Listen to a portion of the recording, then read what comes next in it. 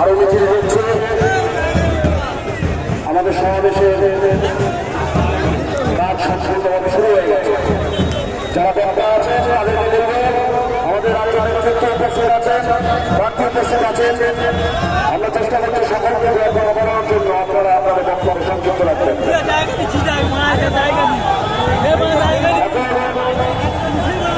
যে মিছিল চলছে তাদের ঢোকা ব্যবস্থা করে দেবেন।